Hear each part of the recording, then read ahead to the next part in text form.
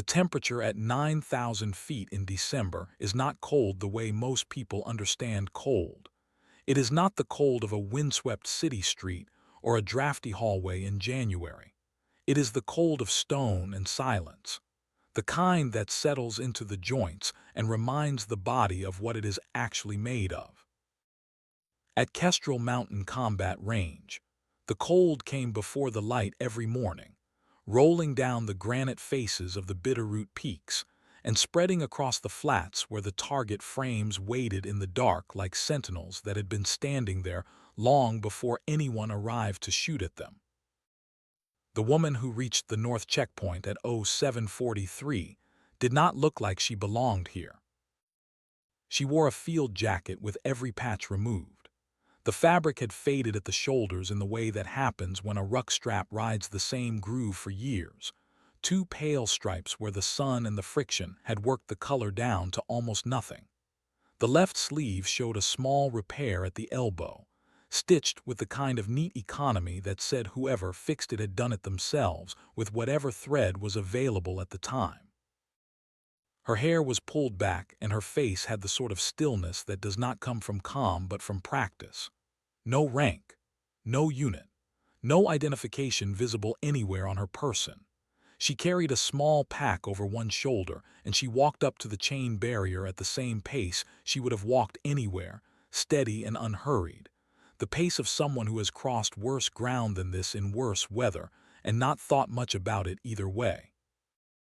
The specialist manning the checkpoint was 22 years old. He had been at Kestrel 4 months. He looked at the woman on the other side of the chain and then looked at his clipboard and then looked back at her. This is a classified facility, ma'am.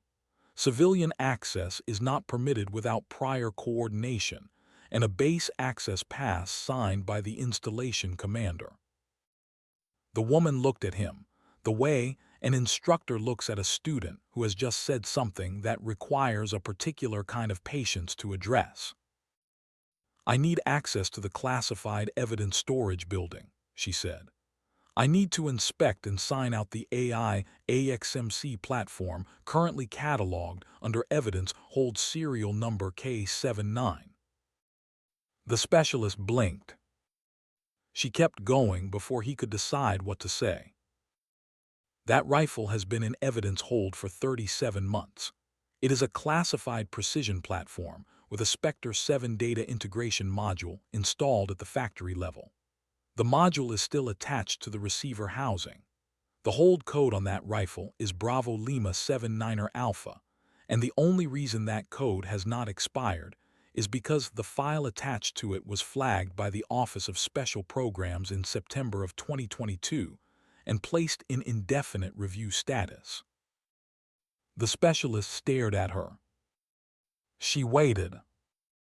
He reached for the radio. "I'm going to need to." "Yes," she said, "you are." 2 NCOs came out from the checkpoint building within 4 minutes, both large, both wearing the flat professional expressions of men whose job involved managing problems before problems became larger problems. Staff Sergeant Willard reached her first and looked her over with the attention of someone trying to categorize something that did not fit the standard categories. "Ma'am, who are you, and why do you have access codes for classified evidence inventory?" She did not answer. She had already turned slightly and was looking past him, past the barrier, toward the shooting lines visible 300 meters down the access road. Specifically, she was looking at the rifle racks on the covered firing line second from the left. "Those are Mk13 Mod 7 platforms on the standard racks," she said, almost to herself. "What is the current zero on this range for those?" "Ma'am, I asked you a question." She turned back. "You asked me 2 questions. I don't answer the first one out here. The second one doesn't matter until I answer the first somewhere more appropriate." Willard was drawing breath for something authoritative when the inner gate opened. The man who came through was 63 years old. He moved with the gait of someone whose knees knew about decades of carrying weight even if his posture refused to admit it. He wore a civilian range contractor vest over a field shirt, and his face had the deep weathering that comes from long outdoor work at elevation, from cold seasons repeated many times across many years. He had retired from the Army as a master sergeant. His name was Nels Harv, and he had worked as the civilian range specialist at Kestrel for 9 years. He looked at the woman at the checkpoint. He stopped. Something moved across his face that the two NCOs did not notice, and that the specialist was too young to read. Not exactly recognition, more like the look a person gets when something they had been waiting for finally shows up, and the waiting had been long enough that part of them had stopped believing it would. "I'll take it from here," Nell said. "Sergeant Harv," Willard started, "this individual attempted to access classified." "I said I'll take it from here." The NCOs looked at each other. They stepped back. Nels opened the barrier and the woman walked through without being invited. They did not shake hands. They did not speak. He walked beside her toward the range line, and she kept pace with him without being told where they were going. At the firing line, she stopped. She looked over the rack of Mk-13 Mod 7 platforms with the attention of someone reviewing equipment they know well. She selected the third from the left, lifted it off the rack, checked the chamber with a motion so practiced it had no individual components. It was one thing that simply happened. "What is the current dope for 800 meters at this elevation?" she said. 12-mile-per-hour wind from 11 o'clock. Temperature 34 degrees. Barometric pressure 28.7. Nels looked at her. "Are you going to tell me what you're doing here first?" "No," she said. "Tell me the dope or don't." He told her from memory. He had been working this range for 9 years, and he knew the dope tables for every platform on every line in every standard condition. He did not need to look anything up.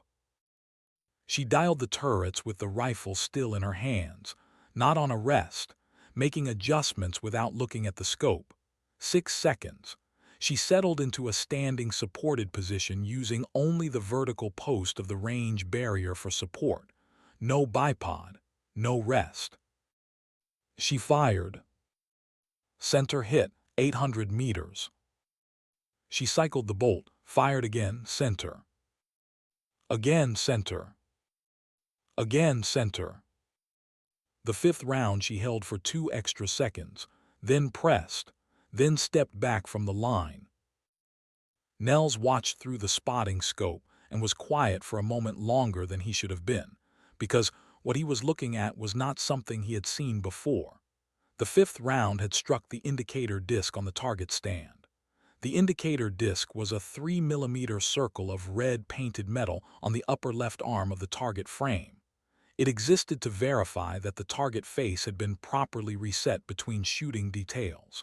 No one shot at it.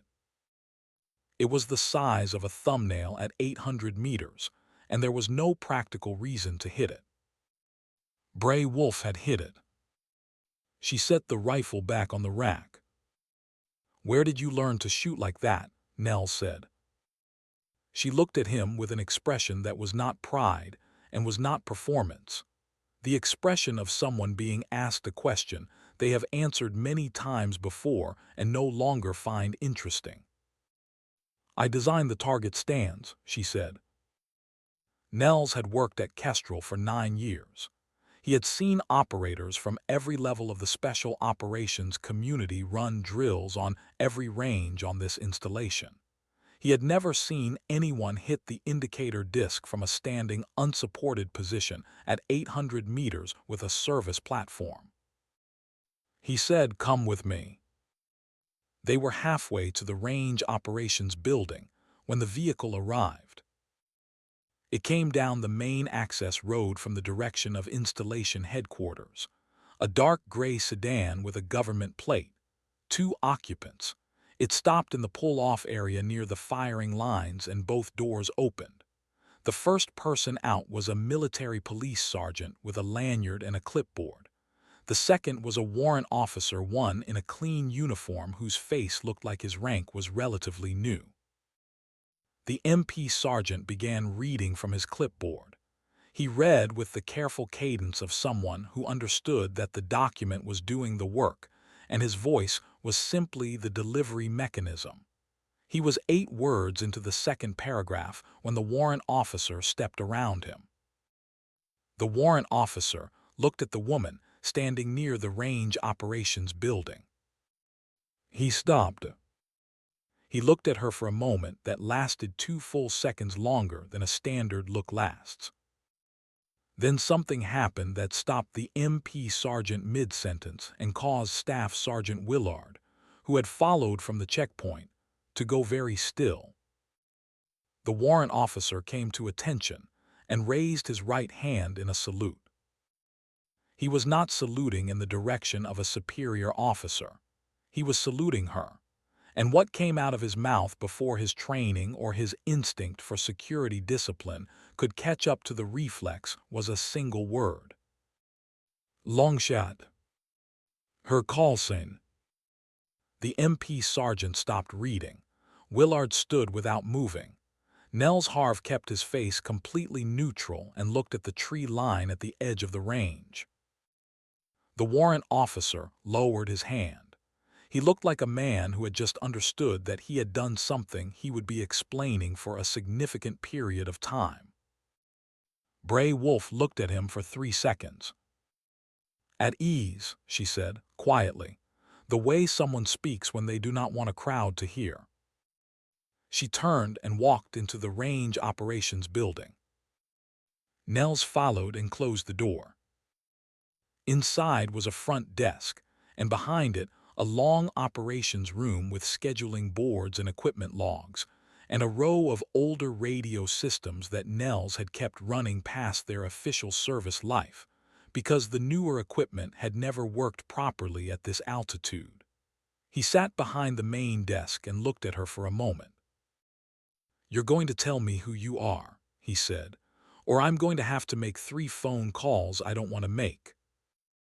She sat down across from him. She was not agitated. She was not nervous. She was the kind of still that is not the absence of motion but the management of it. "My name is Bray Wolfe," she said. 3 years ago I held the rank of Sergeant First Class, and I was the senior sniper on a JSOC Direct Action Element designated Team Longshot. In November of 2022, 8 members of my team were killed on Range 7 of this installation during what was officially logged as a training accident. My name was listed on the casualty report as the 9th fatality, killed in action. Nels said nothing. "I was in the ravine at the east end of Range 7, she said. "I went in from a round to the left shoulder, and I did not come out until the following morning. I was not listed as a survivor because there were people with access to the casualty report who did not want a survivor on record." The room was quiet. The AI AXMC platform cataloged as K-79 was my service weapon, she said. The Spectre 7 module installed on that platform recorded the targeting and engagement data for every mission my team ran out of this installation, including the events of the night of November 18, 2022. That data is the only independent record that exists of what actually happened on Range 7 that night. I need that module. Outside, wind moved across the high ground and found its way through the ventilation gap above the door. Nels said, "Why now?" "Not a question." "Because the Senate Armed Services Committee opens its preliminary review of classified program expenditures at 0800 tomorrow," she said. "And someone is trying to move that module out of this installation before that review begins." He was quiet for a long moment. Then he reached into the top drawer of his desk and took out a folded photograph. He looked at it. He put it back. "The evidence hold building closes to all personnel at 2200, he said. "The secondary lock on the northeast door uses a mechanical tumbler installed in 1998 that has never been replaced. The interior alarm panel code is changed on the 1st of every month. It was changed 6 days ago." He looked at her. "I don't know the current code," he said. She held his gaze. "I do." At 22:30, the installation was as quiet as it ever got, which was not entirely quiet because installations never are. There were lights in the barracks and the hum of the generator behind the motor pool and the irregular sweep of the perimeter vehicle running its 2-hour route along the fence line. She had been watching the patterns for 4 hours from the tree line at the northeast corner of the installation. Not moving, barely breathing. The cold settled around her, and she let it settle because fighting cold takes energy, and energy is a resource, and resources do not get wasted on comfort. She had learned to wait a long time ago. Waiting was the job, most of it. The action at the end was always the smaller part. At 22:41, the perimeter vehicle completed its pass and turned south. She moved. The chain-link outer enclosure of the evidence hold building was designed to slow an untrained intruder. She was through the gate in 11 seconds using a tension method, and a piece of steel she had taken from the tool shed adjacent to the motor pool. The outer door used a standard padlock, but she bypassed it by removing the hasp hardware rather than addressing the lock itself. 4 screws in a frame that had been installed without thread locker, because the person who installed it had been in a hurry that day. She knew this because she had done the installation herself in the spring of 2021, when the original frame was damaged during an equipment delivery, and the facility's crew was 3 weeks behind schedule. The interior alarm panel was on the right wall inside the door. She entered the 8-digit code before the panel finished its entry tone. The main corridor ran 40 meters front to back, lined on both sides with numbered cage units holding calibrated equipment and physical evidence from concluded investigations awaiting final disposition. The lighting was minimal. Red emergency fixtures at the corners. She moved with one hand trailing the left cage wall, not for balance but for reference, counting openings. Cage 17 was at the back of the building on the right side. She found it. The combination lock on the cage took her 40 seconds. Inside the cage, a secondary hard-sided lockbox was mounted on a shelf at shoulder height. She addressed its tubular key lock with a small tool she had made from 6 inches of copper tubing some years ago, and which she carried in the inner pocket of the field jacket at all times. She opened the lockbox. The interior had a foam liner cut to the precise dimensions of an AI AXMC receiver, housing with the stock folded, and additional cutouts for 2 magazines, a cleaning kit, and the cylindrical attachment housing of a Spectre 7 data module.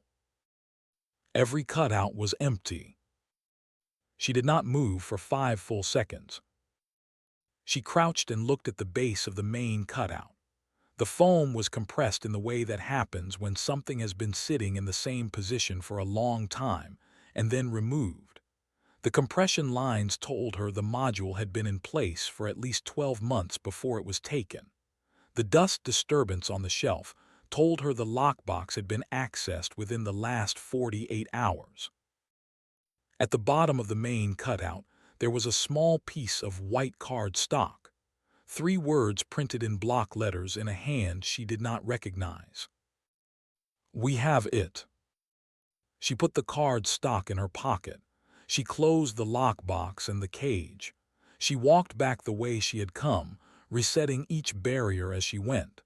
She was back in the tree line in 8 minutes. She sat down in the cold. She looked at the lights of the installation and thought about what the dust disturbance meant, and what the timing meant, and who had the access to walk into a classified evidence facility and remove a locked item in the last 48 hours. She thought about it for a long time. At 01:15, she walked back to the range operations building. The lamp was on inside. She had told Nels she might come back tonight. She had not asked him to wait. He was waiting. She put the card stock on the desk in front of him.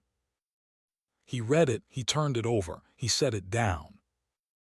The access log for that building, she said. Who logged in there in the last 72 hours? Nels reached under the desk and brought out the facility access binder.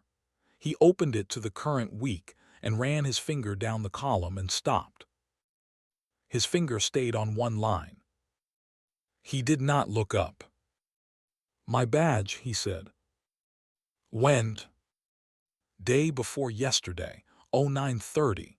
He closed the binder. I was not in that building day before yesterday at 09:30. Someone used your badge. Or cloned it. The proximity reader on that door is an older system. He looked at his hands on the desk. I checked my access log the following morning. Before 0600, before anyone was on the range, I saw the entry. I told myself I had simply forgotten going in there. He paused. It didn't feel right to me. I sat with it. What did you do? He opened the top drawer of his desk again. He took out the folded photograph. He unfolded it, turned it around, and placed it in front of her. It was a still image printed from a security feed. The timestamp in the lower corner read 2 days prior at 09:27. The camera angle was from above and slightly to the left, which was the position of the unit mounted on the exterior wall above the northeast door of the evidence hold building. 3 people. The first figure was entering the building and visible only from behind. Male, broad across the shoulders, short hair, civilian contractor jacket with a logo on the back that the angle partially obscured. The second figure stood at the door holding it open, face clearly visible, and turned at an angle that caught the available light. She knew that face. He was 55 years old and had more gray at the temples than the last time she had seen him, which was at a coordination meeting at the JSOC facility in the fall of 2022, 6 weeks before the operation that killed her team. He had sat at the head of the table in civilian clothes that day, and he had walked through the mission parameters with the controlled precision of a man accustomed to rooms where precision was the only acceptable currency. His name was Osric Drain. His official title at that time had been Senior Program Coordinator for a classified directorate, whose name did not appear in any documentation she had ever seen above a certain level. He had been officially retired for 2 years. She looked at the third figure. The third figure was stepping out of the doorway and turning slightly away from the camera, moving in the direction of the interior corridor. The image caught her mid-turn. The face was not fully visible, but the profile was enough. And the way she moved, the economy of it, the way the weight shifted in the step, was something that does not change because it is not a choice. It is structure. It is how a body that has been trained a certain way inhabits space regardless of who is watching. She knew that body. She had run alongside it for 4 years. The third figure stood approximately 5'7" with an athletic build and the posture of someone who has spent years wearing heavy gear and has adapted to its absence. The age and the muscle structure said 35 to 40. There was a scar visible on the back of the right hand, a horizontal scar. She knew the origin of it because she had been standing next to the person when it happened, in Kandahar province, in 2019. When a piece of exfiltration equipment failed, and the hand was caught between 2 metal surfaces, and a field surgeon closed it with 9 stitches that left a line exactly like the one in this photograph. The third figure was Staff Sergeant Yova Steen. Bray Wolfe had attended a memorial ceremony for Yova Steen 14 months after Yova's name was added to the casualty report. She had stood at the back because she could not stand at the front without revealing that she herself was alive. She had listened to a chaplain speak about sacrifice and courage, and she had listened because the things the chaplain said were true, even if the circumstances surrounding them were not. Yova Steen was supposed to be buried at Arlington National Cemetery. Bray looked at the photograph for a very long time. Then she looked at Nels Harv. He was watching her with the expression of a man who has been carrying a weight and has just transferred part of it to another person, and is not certain whether he has helped or simply made things more complicated for both of them. She was leading them, he said quietly. Not a question. Bray set the photograph down on the desk, with the care of someone placing something whose weight exists beyond its physical dimensions. There is something else, Nels said. He reached into a lower drawer and brought out a recording device, an old analog unit the size of a paperback book with a cassette loaded in it. He set it on the desk between them. I was running an equipment test on one of the civilian frequency receivers on the night of November 18, 2022, he said. The test was for a procurement evaluation, old analog equipment. It picks up certain military tactical frequencies as a byproduct of its design. I didn't know what I was recording until later. I didn't know what it meant until later. He pressed play. The tape was 3 years old, and the sound quality had degraded the way analog recordings do at high altitude with temperature variation, but the words were clear enough. They were clear because the person speaking was not trying to be quiet. The person speaking was giving instructions with the confident cadence of someone who had given similar instructions before and did not expect to repeat them. She had heard that voice in briefing rooms. She had heard it across coordination tables. She had heard it deliver mission parameters in the measured language of someone who understood that what they said would determine what other people did and whether those people came home. The voice was Osric Drain. He said a sequence of non-standard authorization codes, followed by the phrase Range Clearance Protocol, followed by a grid reference she recognized as Range 7 of this installation, followed by a time window that corresponded exactly with the time window during which Team Longshot had been moving through that range on the night of November 18, 2022. She sat without moving. The tape ran for 40 seconds. Nels reached over and stopped it. The room was quiet. I didn't report it, Nels said. His voice was steady, but it held the weight of a statement that has been kept inside for a long time before being released. I told myself I didn't understand what I was hearing. I told myself it was a standard training protocol. I told myself a lot of things for a long time. He looked at her directly. I knew what I was hearing, he said. I was afraid of what it meant. I have been afraid of what it meant for 3 years. She looked at the recording device on the desk between them. She looked at the photograph. She thought about 8 people whose names she knew as well as her own. 8 people whose voices she could still hear clearly if she put herself in the right kind of quiet. 8 people who had been moving through Range 7 under a protocol that someone had designed for exactly one purpose. She thought about Yova Steen in that photograph, moving through the door of the evidence hold building with the controlled step of someone who knows where they are going and what they are there to take. Not a prisoner. Not under duress. Leading. She stood. Lock the recording somewhere that is not in this building, she said. Tonight, right now. Nels stood as well. Where are you going? He said.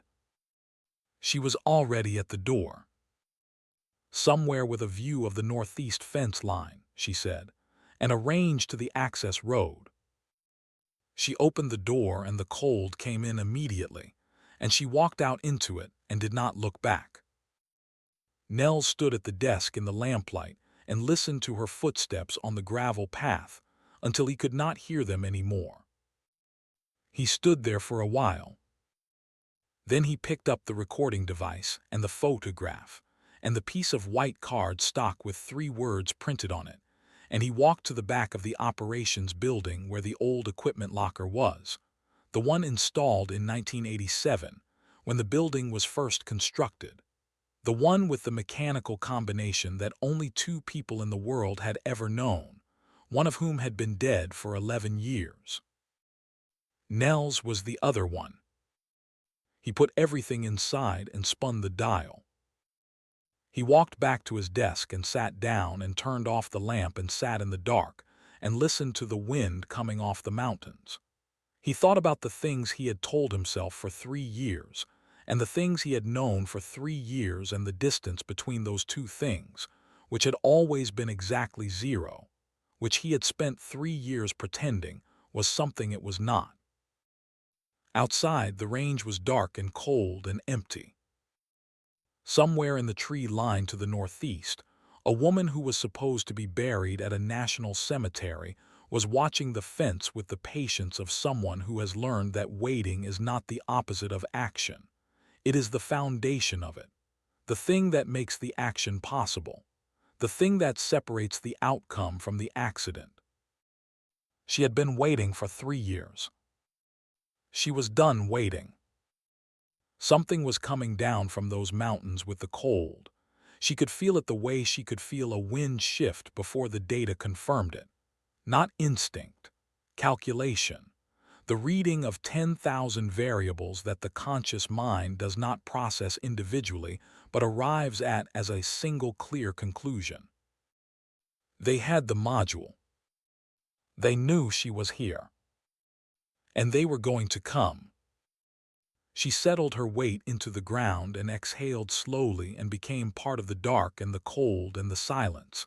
And she watched the fence line, and she waited for what was already on its way. We have it. 3 words on a piece of cardstock left in an empty case. Not a taunt. An invitation. Nels Harv did not go to sleep.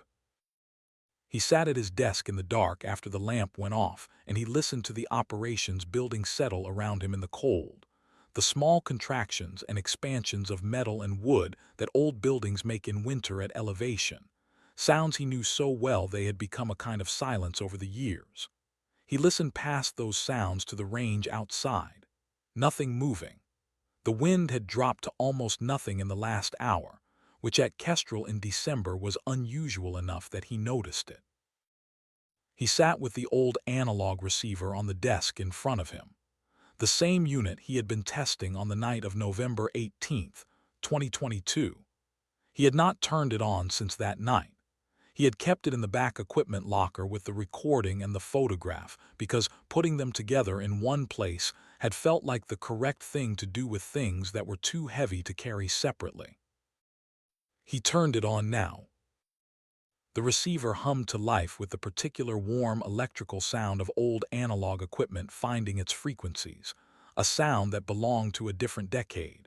He let it scan. Most of what it found was empty air and static, and the occasional bleed from civilian frequencies down in the valley. He kept the volume low. He was not sure what he was looking for. He was not sure he was looking for anything.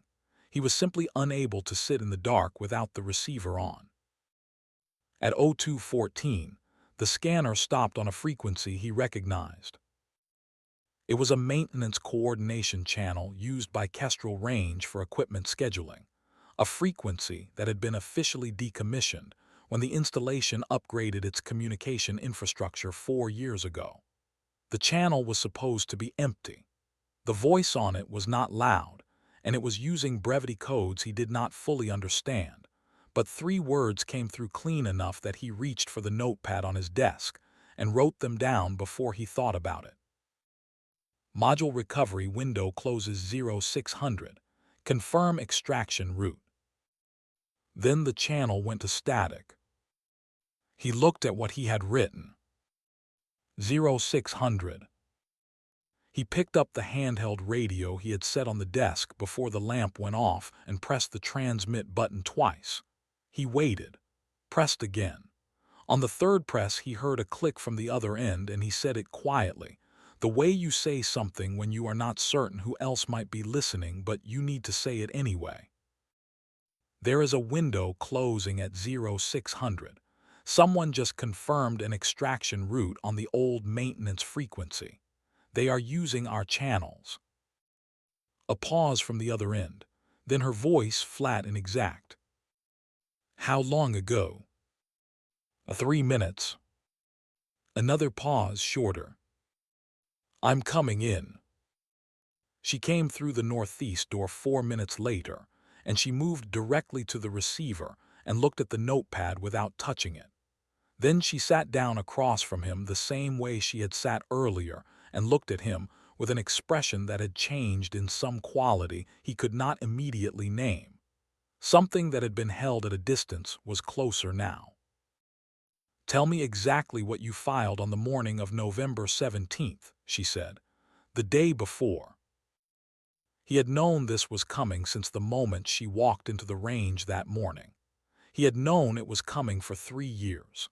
The knowing had not made it easier, but it had given him time to decide how to say it, which was plainly, without hedging, because hedging was the thing he had already spent 3 years doing. He told her. It was a standard Range 7 equipment inspection report. He filed one for every range on the installation on a rotating 30-day schedule. The report included the current inventory of installed target frames and safety barriers, the GPS coordinates of all installed equipment, the vehicle access points, the terrain features relevant to safety observation, and the current personnel assignment for the range period. He had filed it to the standard distribution list, which at that time included the JSOC Coordination Office that managed the classified training schedule for units rotating through Kestrel. The report he filed on November 17th had included the full GPS coordinates of every vehicle and equipment point in Range 7, including the team's staging area and the primary movement corridor they had used for every training evolution in the previous 2 weeks. He had filed it at 0830 that morning. Team Longshot had moved into Range 7 at 2200 that night. He said, I didn't know. Not until the following spring when I was reviewing the file copies and I understood what the coordinates I had submitted corresponded to. By then the investigation was closed and the findings were classified, and I was afraid. He looked at his hands. I have been afraid for 3 years. She was quiet. The analog receiver hummed on the desk between them. She was looking at a point somewhere to his left, not at him and not at anything in the room. He had learned in the army that this kind of looking inward was not inattention. It was the opposite. He waited. The receiver hummed, and in the quality of that sound, in the warm electrical static that had been the ambient noise of the night 3 years ago when the tape recorded what it recorded, something in her face shifted, briefly, in the way that people's faces shift when they go somewhere they do not go by choice. She was back on Range 7. Not in the way that memories come as images, in the way they come as the body, the shoulder impact that had knocked her off the berm and into the drainage channel before she understood she had been hit, the cold of the water in the channel. The sound of the radio in her earpiece, one call sign going silent, then another, the specific quality of silence that a radio produces when the transmitter on the other end stops transmitting, not because the operator has finished speaking, but because the operator has stopped. Hale's voice, the last one, 2 words before his signal cut. Longshot out. Not the standard get out. Something more final in the shortened form. The thermal signatures on her scope going still one by one in the dark of the range she had helped design. The range whose coordinates she had submitted in a standard report at 0830 that morning, thinking about equipment inventory, and not about anything else, because at 0830 that morning, There had been no reason to think about anything else. She came back to the room. She looked at Nels directly. "You did not put them there," she said. "You filed a report. Someone with access to that report made a decision. That decision is not yours." He did not say anything. "I need the old receiver," she said. "I need to access the current JSOC tactical net log. Is this unit capable?" "It was built to do exactly that," he said. "Before they upgraded the system, the hardware hasn't changed." She moved to the receiver and began working through the frequency architecture with the confidence of someone who had spent years operating on those same nets. It took her 11 minutes. What she found on the 24th frequency she tried was an active operation log, not the standard monitoring feed, but the actual transmission record, time-stamped and sequential, the kind of record that the system generated automatically, and that was accessible to anyone who knew the architecture and the access methodology. The most recent entry was 42 minutes old. Recovery element alpha inbound, ETA 2 hours, authorization drain 7. She read it once, she read it again. She stood up. "They are coming tonight," she said. "Recovery element, not a clean team, a recovery team. They want the module transferred before 0600 and they are sending an armed element to supervise it." Nell said, "How many?" 12. Standard configuration for this type of operation. She was already moving toward the equipment cabinet on the back wall. "I need access to the standard training rack in the equipment building. The AI AXMC platforms in .338 Lapua, and I need to know where Range 7 keeps its standing ammunition supply." "MK 248 Mod 1, he said. "Training rounds, full power. The supply box is at the east end of Range 7, locked inside the berm access panel." "What is the combination?" He told her. She was at the door. "Nels." He looked at her. "Stay on the radio. Tell me everything you hear." She went out into the dark. He sat at the desk with the receiver running and the notepad in front of him, and he thought about what she had said. "You did not put them there." He had been told versions of this by the part of his mind that was responsible for his own survival, and he had never been able to accept them from that source. From her, sitting across the desk, stating it as a fact and then moving immediately to the next thing, it landed differently. Not as absolution, as precision. As the accurate identification of where one thing ended and another thing began. He turned back to the receiver and began scanning. The vehicles came down the main access road at 0258, 2 black SUVs and a cargo van, moving at the unhurried pace of people with official authority. They pulled into the main parking area near the headquarters building, and 12 men got out, wearing contractor vests over tactical gear, moving in the practice configuration of people who had done this kind of operation before. They secured the main building first, then the motor pool, then the barracks. The 3 NCOs and the checkpoint specialist were confined to the day room in the main barracks with a 2-man team on the door. Confined, not restrained. Official authority. A classified system security audit. The kind of thing that happens sometimes at classified installations and that soldiers are trained to cooperate with.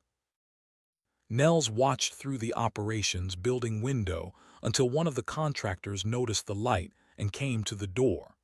He did not answer the knock. He locked it from the inside and sat back down at the receiver and kept his voice level when he pressed the transmit button. 12 confirmed, 4 on the main building, 2 on the barracks, 2 on the motor pool, 4 moving toward the range access road. A brief static, then her voice. "Range 7. "Yes." A pause. "Don't open the door," she said. He had no intention of opening the door. He watched through the window as the 4 contractors moved down the range access road in a diamond formation with professional spacing, suppressed weapons, night optics on their helmets. They were good. They moved like men who had covered ground like this before in other places, in worse conditions. Nels had known men who moved like this. He had once been one of them. He lost sight of them when they crossed onto Range 7. He waited. 4 minutes and 20 seconds. Then the radio chatter from the contractors changed in quality. The way voices change when something has not gone according to plan, and the people involved are trying to determine what the new plan should be. He pressed transmit. Whatever you just did, they know about it. Her voice came back without inflection. Good. He counted, 7 remaining on the installation grounds, plus Osric Drain, who had not come out of the main building since the vehicles arrived. He was still counting when something moved in the shadow between the generator building and the northeast fence. Not the wide, deliberate movement of a contractor moving with intention. Something more precise. Something that moved the way shadows move when they want to move and not when you want them to. He pressed transmit. There is someone at the generator building, not one of ours. Long pause. I know, she said. She heard Yova Steen before she saw her. Not footsteps exactly. The compression of boot sole on frozen ground that a person makes when they are trying very hard not to make it. She had learned to hear that sound in training the same way she had learned to hear her own heartbeat. It was the sound of someone who was good at this. There were not many people good enough at this that she would hear the near silence instead of nothing at all. She stopped at the corner of the generator building's east wall and waited. The voice came from behind her and slightly to the left. Calm, without inflection, the voice of someone who had made a decision about their emotional state some time ago and was maintaining it with effort. You should have stayed dead. She turned. Yova Steen stood 7 meters away in the shadow of the generator building. She had aged in 3 years the way hard years age a person. The face was the same structure, but the surface had changed, the eyes particularly. The way eyes change when the things they have seen cannot be unseen and the person carrying them has stopped pretending otherwise. She wore contractor gear. A suppressed pistol was at low ready, not pointed, not holstered. The position of someone who had not finished deciding. The scar on the back of her right hand was visible even in the dark. 9 stitches, Kandahar 2019. Yova, she said. Where did you go, Yova said, after Range 7 all this time? The same place you went, Bray said. Somewhere they couldn't find me. Silence. Where is the module, Bray said. Drain has it. He can't read it without the decryption key. Nothing from Yova, but something in the face moved, a degree of adjustment that only someone who had been watching that face for 4 years would catch. You never gave him the key, Bray said. I work for Drain. You work alongside him. It's not the same thing. In 3 years you have not given him the key. That is not loyalty. That is the longest negotiation I have ever seen. The pistol went to holster. Yova sat down against the wall with the careful economy of someone whose body has old damage that it accommodates but does not forgive. She pulled the jacket back from her left side, and even in the dark the texture of burned scarring was visible from below the collar down across the shoulder, the topology of a wound that had not been treated quickly enough in the right conditions. She told it simply. The ravine on Range 7 had been her exit route. She had taken a round through the left side at the 3rd marker, and the incendiary used to destroy the team's equipment had caught the back of her jacket when she was 3 feet from the berm edge. She had gone into the ravine on fire and she had put it out in the drainage water, and she had been lying in that water for 40 minutes when the men with flashlights found her. They were not medics, but they had a medic with them. They kept her alive. They told her the rest of the team was confirmed dead, and the official record would show 9 fatalities from a training accident, and she could be number 9, or she could be something else. She had been lying in a drainage channel at 9,000 feet with burns on 40% of her left side, and the choice had not felt like a choice. She had made it. She had been making it every day since. "The key," Bray said. "If I give you the key, what happens to me? You walk out of this installation with me, or you don't walk out. Either way it ends tonight." A long pause, longer than Bray expected. Then Yova reached into an inner pocket and produced a laminated card the size of a standard identification card. One side held a sequence of alphanumeric characters that Bray recognized immediately as the Spectre 7 encryption format. 26 characters in 4 groups. The format she had memorized when the module was installed, because memorizing it was standard protocol for the team leader. She turned the card over. A name on the other side, block letters the same printing. BG Rand Spole. She looked at the name for a long moment. She knew the name the way soldiers know the names of people who exist at levels where their decisions are invisible to the people who carry them out. Rand Spole had been the program director of the classified directorate that owned Team Longshot's operational tasking. She had never been in a room with him. His name had appeared on authorization chains at the level that only surfaces when a review goes deep enough to require it. He had retired 18 months ago, officially. "Drain is the instrument," Yova said. "Spole built the instrument. He approved the Spectre 7 data for sale to an outside buyer 8 years ago. The sale has been running continuously since then. Your team was 60 hours from discovering the module's secondary data channel, the one that logs every external access event. Spole authorized the range clearance protocol to prevent the discovery." She stopped. "He is not retired," she said. "He is on an aircraft right now. He is flying into the auxiliary landing strip at the north end of the installation at 0430 to personally supervise the module transfer before the Senate review opens at 0800. Bray looked at her watch. 0147. She looked at the dark mass of Ridge 9 rising above the installation to the northeast. She had set observation positions on Ridge 9 during the installation design phase. She knew the elevation. She knew the angle to the auxiliary strip. 1,800 meters.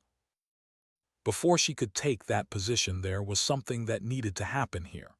If Drain could coordinate with the incoming aircraft, the extraction could be redirected, the transfer point changed, and the module would be gone before anyone with authority to stop it arrived. The communications hub in the generator building behind them was the primary link to the incoming aircraft. She looked at Yova. "Can you move?" she said.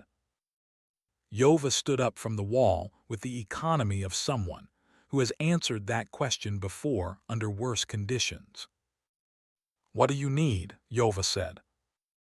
The satellite uplink array was on the generator roof, a dish mount with a primary coupling at the base that connected to the interior hardwire terminal, 620 meters from the east berm of Range 7. A fixed target, 3 feet across, unobstructed angle from the elevated observation position she had used on the 4 contractors an hour ago. There was no challenge in the shot itself. The challenge was what happened in the 12 seconds after the shot when Drain's people registered the array going down and moved to the northwest corner of the generator building to investigate. She needed those 12 seconds covered. She explained it to Yova in under a minute. Yova listened without asking questions and without argument. This was the quality she had remembered across 3 years, the thing that made Yova one of the best operators she had ever worked alongside, the ability to hear a plan completely before reacting to it. They moved. Yova went along the fence line toward the northwest corner of the generator building, using the shadow cast by the perimeter lighting to move without exposing herself to the contractors still active between the motor pool and the main building. Bray moved back toward Range 7, back to the east berm, back to the elevated observation position in the drainage cut. She settled in. She confirmed the angle to the roof. 620 meters. Wind was still down, less than 5 knots from the northwest. Temperature 26 degrees Fahrenheit. At this range, with the Mk-248 Mod 1 she was carrying, the shot was inside 100 meters of her standard confirmation distance with this platform. Conditions were as close to ideal as December in Montana at 9,000 feet was likely to offer. Yova's handheld clicked twice. Ready. She fired. The dish couplings separated, and the array tilted against the parapet, and the sound of it carried across the cold range in the thin mountain air. She was already moving before the echo finished. 2 sounds from the northwest corner of the generator building, close and controlled. Then silence from that direction. Nels on the radio. Their external traffic just dropped. They are going to the hardwire. They will try to reach the main junction through the operations building connection point. How long, she said. 10 minutes to locate the access panel. 5 more to run the physical connection. 15 minutes. She was running. She met Yova at the northeast corner of the motor pool building, and they stopped in the shadow of the wall, and Bray took the laminated card from her jacket and looked at the name on the back again and put it away. One more thing, Yova said. Bray waited. The auxiliary strip, the approach from the northeast, is the only viable route in. The terrain on the south side eliminates every other angle. An aircraft on final approach will not be below 180 knots until it is a quarter mile from the threshold. She paused. The only position at this installation with angle on that approach and sufficient elevation is Ridge 9. 1,800 meters, Bray said. Yes. Bray looked at her watch again. 0151. She looked toward Ridge 9. 4 kilometers of mountain terrain. December.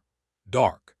8 contractors still active on the installation, and at least 2 of them inside the operations building with access to the hardwire terminal, which gave Drain a communication link to the incoming aircraft in approximately 14 minutes if no one stopped it. Nels came on the radio. His voice was controlled, but something underneath it was not. They moved the timeline. I just picked it up on the secondary frequency. Spole is already airborne. He is not arriving at 0430. She waited. He is arriving in under 2 hours, Nels said, maybe less depending on the approach pattern. 0151. 2 hours. 4 kilometers of mountain terrain in the dark. She turned to Yova. Can you hold the hardwire terminal long enough to keep them off the aircraft frequency?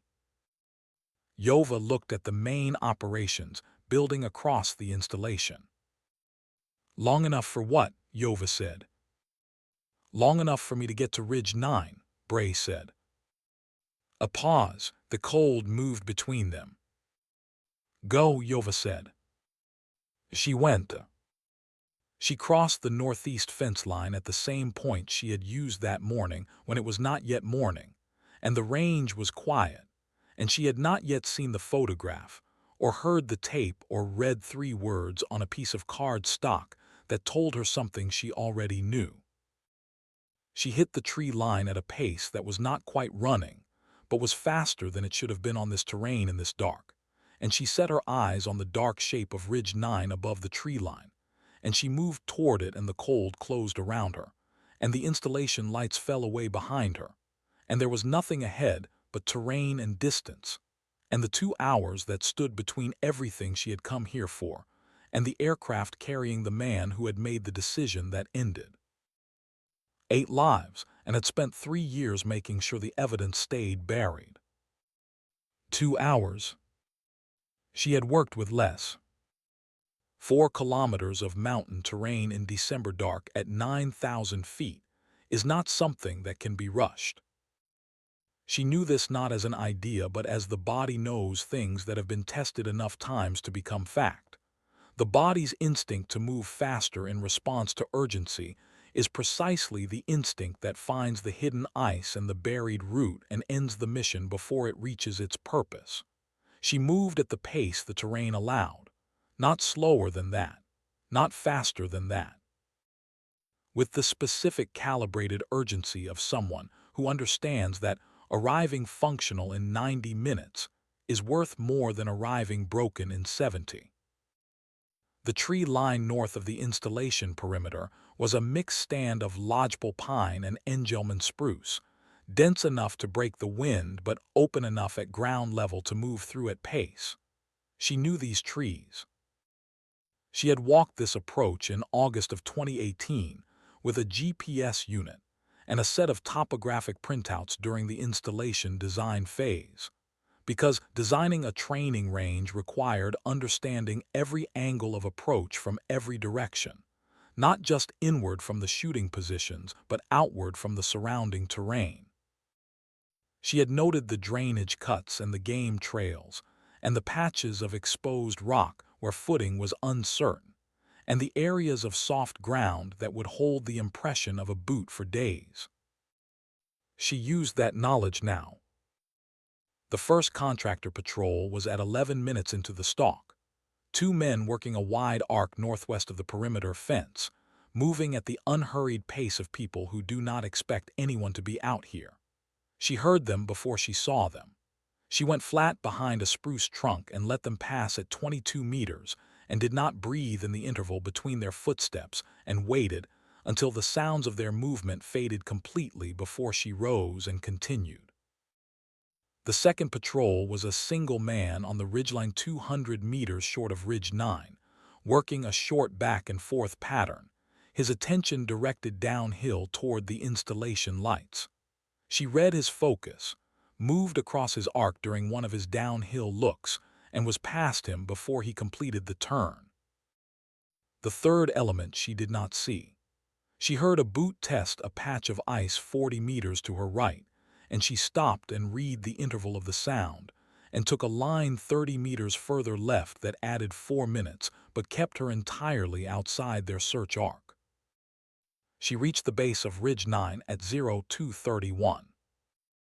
69 minutes to Spole's revised window. She had time. She climbed. Ridge 9 rose 400 feet above the surrounding terrain in a series of granite ledges. The installation documentation rated the ascent as Class 3 in daylight conditions with proper equipment. In December, in the dark, with a rifle and a pack and a shoulder that had not been the same since the drainage channel on Range 7 3 years ago, it was something else. She moved one ledge at a time. She tested each hold before she committed to it. She did not think about the top. She thought about the 2 feet of rock directly in front of her face, and where the next boot would go, and nothing further than that. She reached the summit at 0308. 44 minutes remaining. She found the position she had identified during the design phase in 2018, a natural rock depression on the south face of the summit that provided prone cover with an unobstructed angle to the auxiliary landing strip threshold. She had logged it in the installation documentation as a potential observation point. Drain had access to that documentation. He might have flagged it as a likely overwatch position. She would have to work fast. She settled into the depression and laid out what she carried. The AI AXMC from the training rack, 4 loaded magazines of Mk248 Mod 1 in .338 Lapua Magnum, the handheld radio, a piece of paper and a grease pencil. No bipod, no ballistics device, no wind meter. The rock in the pack and what lived in her head. She pulled the pack under the receiver and adjusted it until the rifle sat level at the natural angle toward the strip threshold. She settled her cheek to the stock. She looked through the scope and found the threshold marker lights in the lower left of the field, 2 fixed green points at the southwest end of the strip. An aircraft on final approach from the northeast would cross her field of view left to right, its speed decelerating through the last quarter mile, but not below 150 knots until the flare. She built her dope on the paper. Elevation 9,400 feet. Barometric pressure 27.9 inches. Temperature 19 degrees Fahrenheit. She held the back of her hand up and read the wind from the cooling pattern and confirmed it against the sway interval of the spruce crowns below her on the south face. She counted. She counted again. The wind had shifted. On the range 2 hours ago, it had been running under 5 knots. Up here on the exposed summit, the trees below her were telling a different story. She watched the interval and counted it and did the arithmetic and looked at the number and did not allow her expression to carry what she thought of it. 34 knots, northeast, full crossing component to the shot axis. At 1,800 meters with a 34-knot crossing wind, the lateral correction for the Mk248 Mod 1 was outside standard first-round hit parameters above 80%. Not impossible. She had made shots in worse. But this one required her to read crossing wind at 9,000 feet in December dark from tree movement alone, with no confirmation data, on a moving target. She was working through the calculation on the paper when the lights appeared to the northeast. Not one set. Two. 2 aircraft on approach separated by approximately 800 meters in trail, the second lower and slower than the first. She watched the spacing and timing, and something in the pattern told her immediately that this was not a formation. The second aircraft was maintaining a distance that suggested it was not operating in coordination with the first or was intentionally holding separation. 2 aircraft had not been in the plan. She pressed transmit. Nels, 2 aircraft inbound northeast, 800-meter trail separation, confirm on approach lights.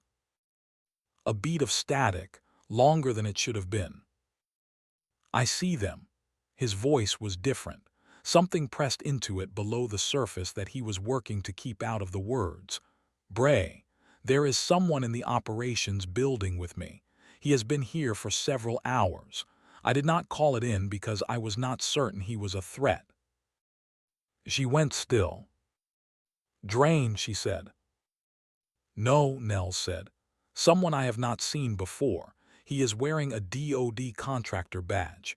He has been watching the receiver. A pause of less than 1 second. Then the sound she had been listening for, without knowing it for the last 3 years. A single report from the radio. Not interference. Not a dropped signal. The distinct sharp pressure of a weapon discharge in an enclosed space, compressed and clipped by the transmission equipment but unmistakable for what it was. Then silence. She was off the rock before the echo finished. She went down Ridge 9 the way a person goes down a mountain when the reason for the ascent no longer applies, choosing speed over precision in a way that the knees register and the hands register, and that gets categorized and filed for a later accounting that may or may not come. The lodgepole stand at the base received her at a pace that bent 2 branches she did not have time to avoid, and she was through it and into the open terrain below without breaking stride.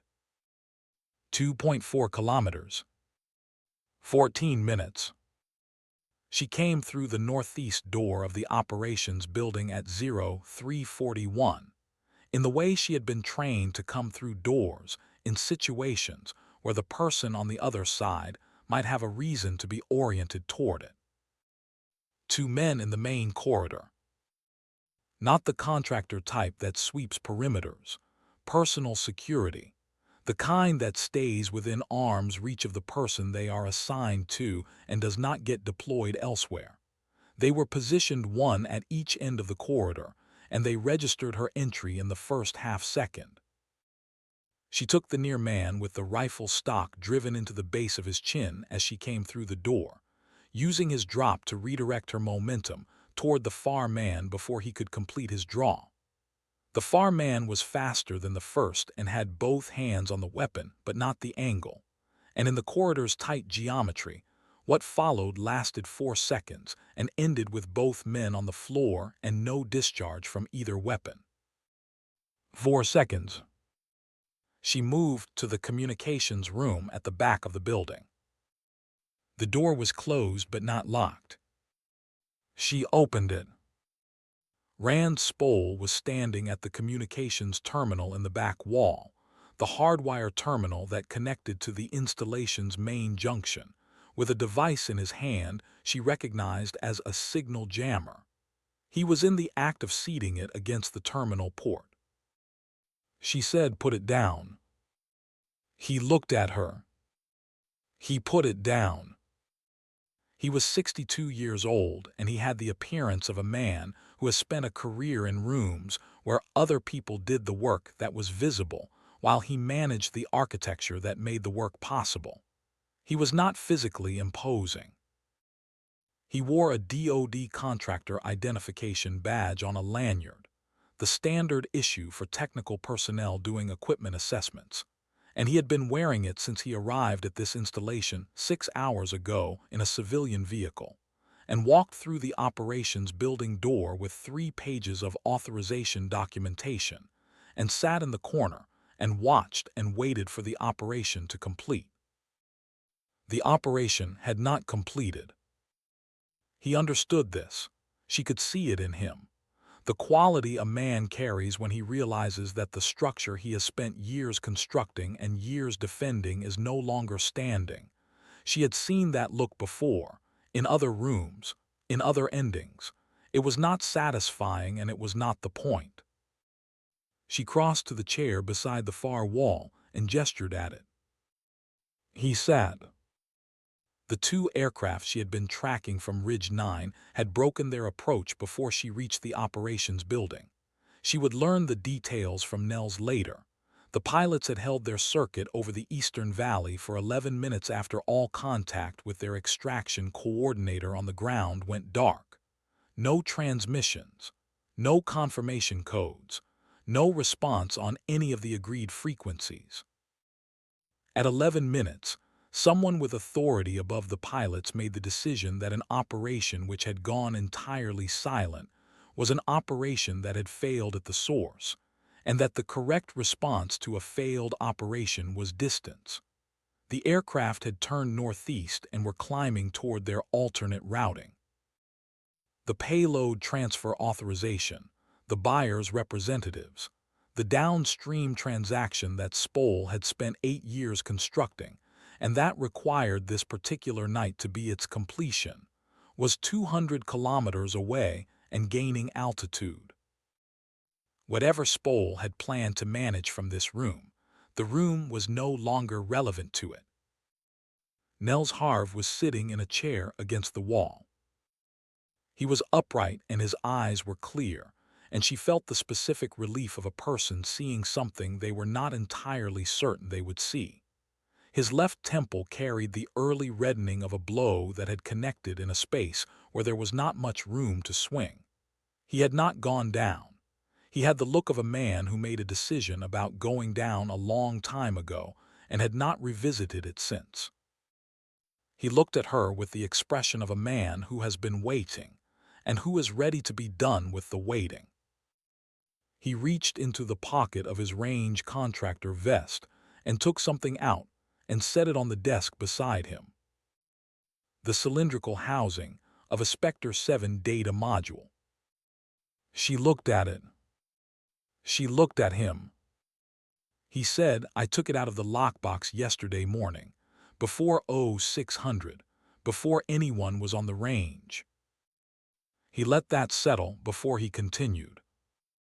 "The access log entry showed my badge at 0930 the morning before. I was not in that building at 0930 the morning before. When I saw the entry at first light the following morning, I understood what it meant immediately. Someone had cloned my credentials. They had used them to enter the evidence hold and confirm the module's physical location and verify the serial numbers against their records. A confirmation visit, not the retrieval itself. A reconnaissance. They needed to know exactly what they were coming back for." He looked at the module on the desk between them. "I went to the evidence hold that morning. I removed the Spectre 7 module from the lockbox, and I put the empty cylindrical housing back in its cutout and closed the lockbox. The housing is dimensionally identical to the module from any angle except direct examination under the right light. If you are moving with purpose in a space you have already confirmed, if you expect to find what you know is in the specific cutout you have already photographed, you find it without looking past the surface." He paused. "They came back last night, 4 hours before you went to the evidence hold. They took the housing and left the note, and they were gone before they had any reason to examine what they were carrying. By the time someone looked at the housing carefully and understood what it was and was not, they had already reported to Drain that the module was secured. Drain had already reported to Spole. Spole had already authorized the armed element and confirmed the aircraft and begun making arrangements for the delivery." He looked at his hands. "Then someone opened the case." She understood it now in the architecture of it. Not a single sequence but 2 parallel ones running in opposite directions, crossing at a point neither side had anticipated. Drain's team had the empty housing. They had told Spole they controlled the evidence. They had been wrong for 18 hours, and the wrong could not be corrected without admitting to Spole that they had made a fundamental error of confirmation before extraction, so they had not corrected it. They had staged an armed recovery operation and moved the timeline forward and arranged for Spole to fly across the country to personally supervise what they were calling a logistics completion rather than a rescue operation. They were going to find the real module here, under controlled pressure, before the Senate review convened. The note in the empty housing. We have it. Written and left in the interval between the certainty and the discovery that the certainty was wrong. Not a taunt. A mistake dressed as a declaration. He said, "I didn't understand in 2022 what that module contained. I do now. 3 years of reading classified installation documentation gives a person a different kind of vocabulary. And I understood that if someone ever came looking for it, the only person who would know the serial number of that rifle is someone who carried it." He had been protecting it, not because he understood exactly what he was protecting, because he understood enough, because 30 years in the Army teaches a person to hold certain things carefully without being told why, and because the part of him that had filed an equipment inspection report in good faith on the morning of November 17, 2022, had been looking for a way to account for what that report had been used for ever since. He had been holding the truth in a locker for 3 years, waiting for someone who knew the serial number. She picked up the Spectre 7 module. She crossed to the communications terminal and removed the jammer device from the port and set it on the floor. The terminal was still active. The hardwire link from this room ran through the installation's main communication junction to the JSOC Command Administrative Network, a dedicated line that predated the wireless infrastructure upgrades and had never been formally decommissioned, because the paperwork to decommission it had been submitted to an office that no longer existed and had therefore never been processed. The Spectre 7 module carried its own authentication codes, the program identifiers of the classified directorate that had owned Team Longshot's operational tasking. Those codes were the key to every administrative door in the network that the transmission needed to open. She seated the module in the terminal port. The system took 4 seconds to recognize it. She watched the authentication sequence run on the terminal screen. She entered the transmission command and watched the progress indicator begin its work, and she did not look at Rand Spole while it ran. He was 3 feet from her. He said nothing. She said nothing. There is nothing to say in the moment when a thing that has been suppressed for 3 years is in the process of being released. Language belongs to a different kind of moment. This one required only patience and the willingness to stand in it without looking away. The progress indicator completed. 3 years of operational data from the Spectre 7 module, archived and timestamped in sequential, transmitted in authenticated encrypted format from the hardwire terminal of the Kestrel Mountain Combat Range Operations Building to the JSOC Inspector General's secure intake, and to the Senate Armed Services Committee's classified submission system simultaneously. At 0354 on a December morning in the Bitterroot Mountains of Montana. She removed the module from the terminal. The door of the communications room opened. The person who came through first was not Yova. It was Osric Drain. His hands were secured behind him with nylon rigging cord, the kind found in any range equipment locker on this installation, and he moved with the constrained gait of someone whose wrists are restrained. The small, careful steps that cord at the wrists imposes on a person accustomed to moving without impediment. The right side of his face carried the early swelling of a strike that had been placed with precision and connected exactly where it was intended to connect. He wore the same civilian contractor jacket he had been wearing in the security photograph 2 days prior, and he moved through the communications room door with the expression of a man who has arrived at the end of a thing he spent years ensuring would not have an end. He looked at the transmission terminal. He looked at the empty port where the module was no longer seated. He looked at Rand Spole. Rand Spole looked back at him with nothing. The look of 2 men who understand simultaneously that the terms of their arrangement no longer exist and that neither of them is going to be the first to say so. Yova Steen followed Drain through the door. She was holding the free end of the rigging cord with the loose professional grip of someone who has walked a restrained individual before and understands that the control does not live in the cord. She walked Drain to the chair against the far wall and pressed him into it, and tied off the cord to the lower support rail of the chair frame with 2 half hitches.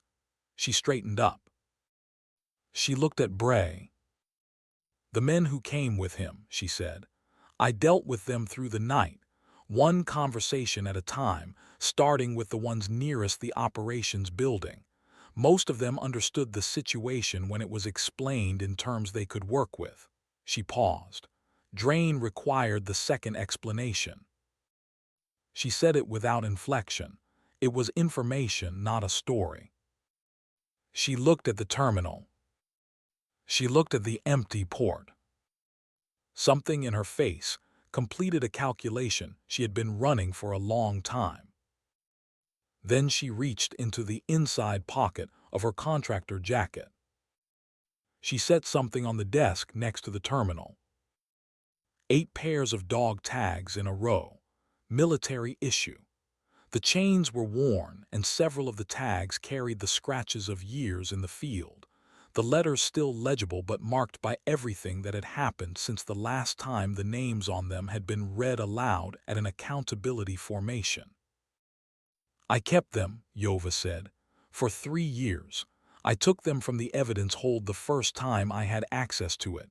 I didn't know what else to do with them. Bray looked at the tags. She did not need to read the names. She knew them in the order Yova had laid them down. She knew which chain belonged to whom before she looked because she had run 100 accountabilities with these people, and the sequence was in her hands the way things get into hands that have done them enough times. She looked at Yova for a long moment. "Everything you know," she said, "in order, beginning with the night on range 7, you will need to give it all." "I know," Yova said. "It will take time." "Yes," Yova said, "it will." Bray looked at Spole, then at Drain, then back at Yova. "Stay with them," she said. She picked up the 8 pairs of dog tags and the Spectre 7 module, and she walked out through the communications room door and through the main corridor and out the northeast door of the operations building into the December morning. The sky to the east had not lightened yet, but the darkness had changed in quality. In the hour before dawn at elevation, the temperature drops to its lowest, and the air goes absolutely still, and everything becomes clear in a way that belongs specifically to that hour, and to no other. She could see the range lines below the building, and the target stands at 800 meters, and the thin stripe of the barrier rail at the firing line. She walked to the equipment building first. She opened it and went to the evidence cage, and lifted the AI AXMC K79 from the case where it sat in its foam housing, the same housing that had held an empty module slot for one day and now held the rifle entire. She carried it out with both hands. She walked to the 800-meter firing line. She laid the 8 pairs of dog tags on the top of the barrier rail in a row, 1 pair for each of them, the order she had always used when they lined up for accountability at the start of an operation. Left to right, the order she had memorized before she memorized anything else about them, because accountability was the first thing and the last thing, and the thing that held the shape of everything in between. Hale, Morris, Dan, Reese, Torval, Peck, Sune, West. 8 names.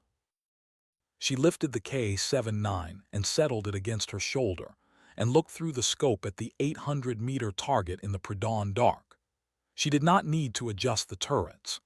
After 3 years, the dope for this range at this hour and this temperature was still in her hands the way things stay in the hands of people who have put in the time and the weather and the repetition and the grief. She fired 1 round. She lowered the rifle. She set it down on the barrier rail next to the dog tags. She stepped back from the line. She did not look at the target. She had not shot at the target. She had shot at the dark, in the direction of the target, in the way a person fires a shot at the end of something to mark the end of it, because some endings require a sound, and the sound that was appropriate for this ending was this sound and no other. She turned and walked toward the north tree line, and the dark between the trees received her, and she was gone. Nels Harv came out of the operations building at 0422. He walked to the 800-meter firing line because that was where the building's exterior light reached farthest, and because the eastern sky had brightened enough by then to supplement it. He saw the rifle on the rail. He saw the tags arranged in their row. He began at the left end and read each name and moved to the next. 8 pairs. He reached the end. He stood for a moment with the last pair in his hand. Then he set it back on the rail, and his hand moved a fraction further right and found something he had not seen during the reading, something that had been lying flat against the surface of the rail instead of hanging, something partially beneath the edge of the last pair. A 9th. He lifted it. The chain was different from the others, not the standard ball chain. Thinner link, the kind that results from field repairs made more than once over many years. The tags themselves were more worn than any of the others he had just read, the original finish entirely gone from both surfaces, the lettering pressed deep into the metal but worn smooth at the raised edges from long contact, from a shirt collar, from a jacket, from years of being carried against skin, the slow, patient friction of someone keeping something close. He held the tag where the eastern light could reach the face, and he tilted it, and he read the name. He did not recognize it. He turned the second tag, the same letters, the same arrangement, the same unfamiliar name that did not match any of the 8 he had just read. He stood with it for a moment, turning it over in his palm. In 30 years of Army service and 9 years at Kestrel, Nels Harve had met men and women who carried 2 names, the name on their file and the name they operated under when the file was not something a person could have. The kind of name that does not appear in a personnel record because it was never meant to. An operational designation. A name for being somewhere without being there. A name for working in places where the wrong name at the wrong moment ends the work and the worker both. He had processed range credentials for some of them over the years without knowing which of the names he was reading was the real one. You could tell by certain things, by how the name sat on a person, by how they responded to it or did not, by whether it had the settled quality of something they had lived inside long enough for it to fit. The chain on the 9th pair had the texture of something worn for years, not a recent fabrication, not something made for the purpose of being left here. The tags themselves carried the specific wear of daily contact across a long span of time, the kind of wear that develops when an object lives against a person's skin through weather and elevation, and the accumulated friction of years that require a person to be someone other than who they were born. He thought about the woman who had designed the target stands. He thought about 3 years of being officially dead in a country that keeps careful records of the dead. He thought about how a person survives in the open while remaining unfindable, how a name becomes the first thing changed and the last thing kept, how the old name eventually becomes the thing carried closest, worn smooth against the chest, kept because it cannot be given up entirely even when everything else has been left behind. He looked toward the north tree line. The trees stood still in the gray light before sunrise. The dark between them was complete and total and gave nothing back.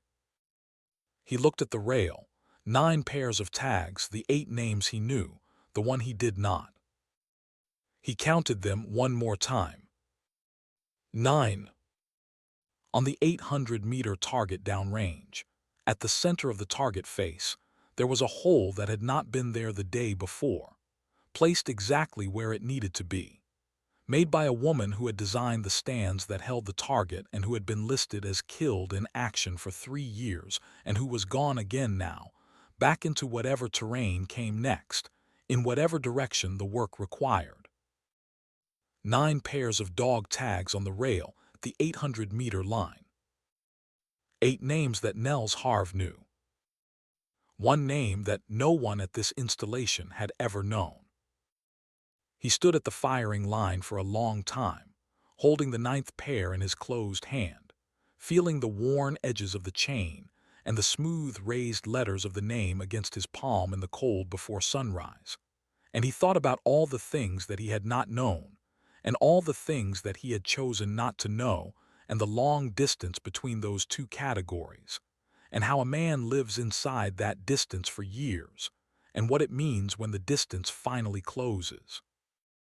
The sun came up over the Bitterroot Peaks. The range was quiet,